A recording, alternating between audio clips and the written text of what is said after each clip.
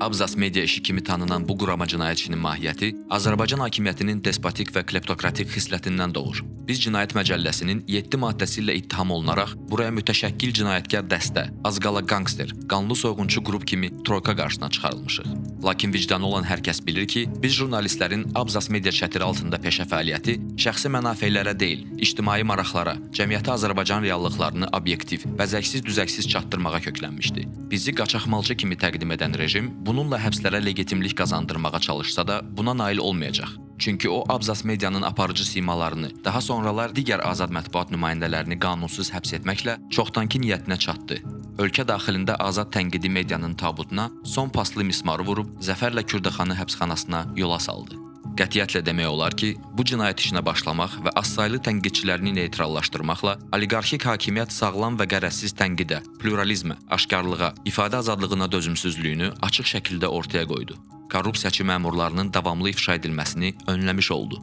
Əminəm ki, 1937-ci ilin repressiyalarını törədən canilər, kommunistlər və NKVD-çilər kimi biz jurnalistlərə qarşı siyasi terrorda əməyi keçən müstəntiq və prokurorlar, ən əsası sifarişçilər də Tarix və Ədalət Məhkəməsi qarşısında cavab verəcəklər. Azərbaycan xalqı isə onları ad-baad tanıyacaq və lənətləyəcəkdir. Mənə qarşı irəli sürülmüş ittihamlara gəlincə, həqiqətdən uzaq cəfəngiyat və söz yığınından başqa bir şey deyildir. İttiham tərəfi törədilməsində təqsirləndirildiyim 7 maddənin heç birinin arxasına maddi sübut tikə bilməyib. İş materiallarında mənə qarşı irəli sürülən ittihamlar üzrə nə birbaşa, nə də dolayı sübut, şahid ifadəsi vardır. Aktda o da iddia olunur ki, digərləri ilə birlikdə mən də mühasibət uçotu qaydalarını pozmuşam. Necə, nə cür? Həmişəki kimi sübutsuz filansız.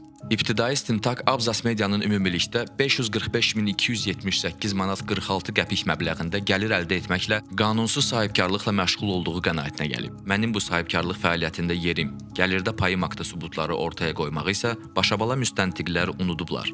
İttiham aktında bankomatlar vasitəsilə məxaric edilən müəyyən məbləğlərdə vəsaitlərdən bəhs edilir və adəti üzrə mənim adım da qeyd olunur. Müstəntiqlər buna dair sübut əldə etmək üçün özlərini əziyyətə salmayıblar. Aktın 195-196-cı səhifələrində göstərilir ki, mənim bank hesablarımın vəziyyəti barədə məlumatlara baxış zamanı ittiham olunduğum dövr üzrə çoxsaylı mədaxil, məxaric, konvertasiya və pul köçürmə əməliyyatlarını apardığım müəyyən edilib. Lakin 12 ay sürən istintaq gedişində bu əməliyyatların cinayət işinə nə kimi aidiyyəti olduğu səriştəli müstəntiqlər tərəfindən nədənsə müəyyənləşdirilməyib. Aktda mənim də cinayət yolu ilə əldə edilmiş əmlakdan istifadə edib maliyyə əməliyyatlarının və digər əqdlərin həyata keçirilməsi nəticəsində xeyli miqdarda, yəni 50.000 manatdan 200.000 manatadək əmlakı legallaşdırmaqda iştirak etdiyim əksini tapıb.